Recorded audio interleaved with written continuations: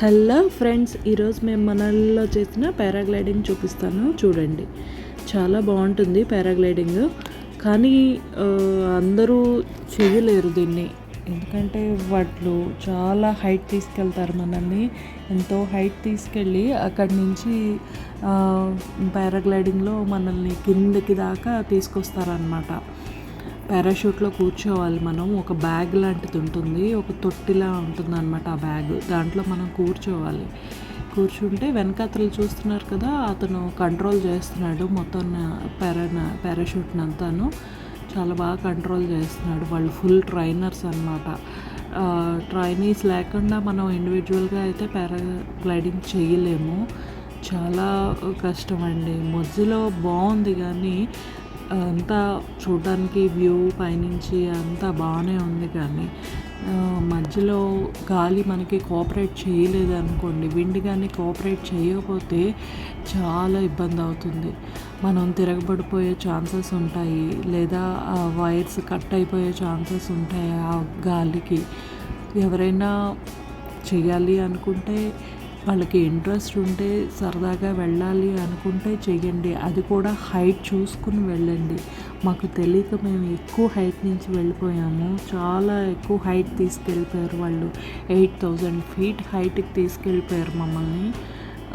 Maximum 1 to 1.5 hours పైనే wait చేసాం మేము. విండ్ కోఆపరేట్ చేయాలి అని చెప్పేసి మమ్మల్ని పారాషూట్లో కూర్చోబెట్టలేదు. వెళ్ళంగానే చాలాసేపు మమ్మల్ని వెయిట్ చేయించారనమాట. చాలాసేపు వెయిట్ చేసి వాళ్ళు ఇంకా చీకటి పడిపోతుంది. చూస్తున్నారు కదా బ్యాక్ అంతా ఎలా ఉందో, చీకటి పడిపోతుంది. చీకటి పడిపోయే టైంకి ఒక్కొక్కళ్ళని ఇంకా తీసుకొచ్చేసారనమాట పారాషూట్లో కిందకి. అదిగో నా పారాషూట్ కనిపిస్తుంది కదా, అదనమాట.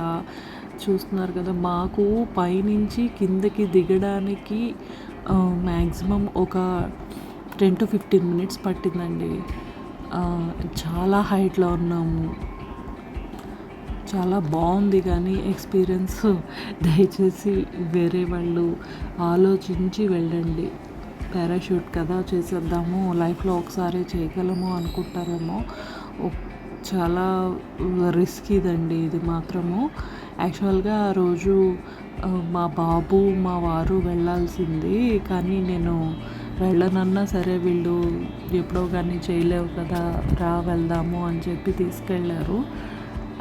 నాకు మా వారికి ఛాన్స్ వచ్చింది కానీ మా బాబుకి ఛాన్స్ రాలేదు. పాపం వాడు పారాగ్లైడింగ్ చేయకుండానే మేము మనాలి నుంచి బ్యాక్ వచ్చేసాము.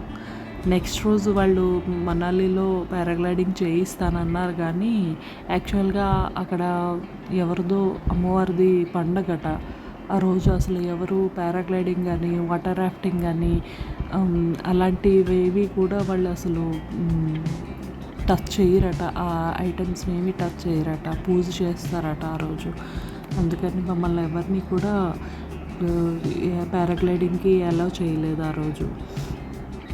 మా వాడు కానీ చాలా డిసప్పాయింట్ అయ్యాడండి. ఇక్కడ చూస్తున్నారు కదా, ఈ ప్లేస్లో విండ్ చూడండి ఎంతలా వచ్చేసిందో. నా హెడ్ చూస్తున్నారా, పూర్తిగా ఆ విండ్కి ఒక సైడ్కి అయిపోయింది. దెబ్బకి అప్పటిదాకా బాగానే ఉన్నాను, దెబ్బకి విండ్కి నాకు చాలా భయం వేస్తుందండి. ఎంత భయపడ్డాను అంటే, మనకి ఫ్యామిలీ ఉంటుంది కదా, మనకేమైనా అయితే వాళ్ళు సఫర్ అవుతారు అన్న భయం వేసింది నాకు. అదే చెప్తున్నాను వాడితోటి, భయ్య చాలా భయం వేస్తుంది, ఇంకా కిందకి దింపేయండి, విండ్ బాగాలేదు, కోఆపరేట్ చేయట్లేదు విండ్ సరిగాను, నన్ను కిందకి దింపేయండి అని చెప్తున్నాను వాడితోటి. మీరు ఎవరికైనా ఒకసారి వెళ్ళిన ఎక్స్పీరియన్స్ ఉంటే మాత్రం హైట్ చూసుకుని వెళ్ళండి పారాగ్లైడింగ్కి. వీళ్ళు ఏంటంటే చాలా హైట్ నుంచి అనమాట. వెనకాతలు మీకు ఈ పారాగ్లైడింగ్ చేసే వాళ్ళందరివి చిన్నగా కనిపిస్తున్నాయి, చూస్తున్నారా, మా బ్యాక్ ఎగురుతూ వస్తున్నాయి. ఇది ఏంటంటే ఫస్ట్ కాదు, నేను సెకండ్ మెంబర్నో థర్డ్ మెంబర్నో. మా వారైతే ఇంకా కిందకే దిగలేదు. ఆయన ఎక్కడ ఉన్నారో కూడా తెలీదు, నన్ను ఎక్కడ దింపుతారో తెలీదు, ఆయన అక్కడికి ల్యాండ్ అవుతారో లేదో తెలీదు. నేను దిగాక నా చేతిలో ఫోన్ కూడా లేదు. ఏంట్రా దేవుడా, ఎలాగరా దేవుడా అనుకున్నాను. చాలా భయం వేసింది. తర్వాత అబ్బాయిని అడిగితే లేదు మేడం అందరూ ఇక్కడికే ల్యాండ్ అవుతారు అని చెప్పాడు. ఒకసారి విండ్ సమంగా కోఆపరేట్ చేయకపోవడం వల్ల నా ఫేస్లో ఎక్స్ప్రెషన్లన్నీ మారిపోయాయండి. అస్సలంటే అస్సలు బాలేదు. నాకు చాలా ఏంటో లాగా అయిపోయింది. ఇప్పుడు ఇంకా కిందకి ల్యాండ్ చేసేస్తున్నాడు. నన్ను చూడండి, డమాల్మని పడేసాడు కిందకి. అదిగో చూసారా,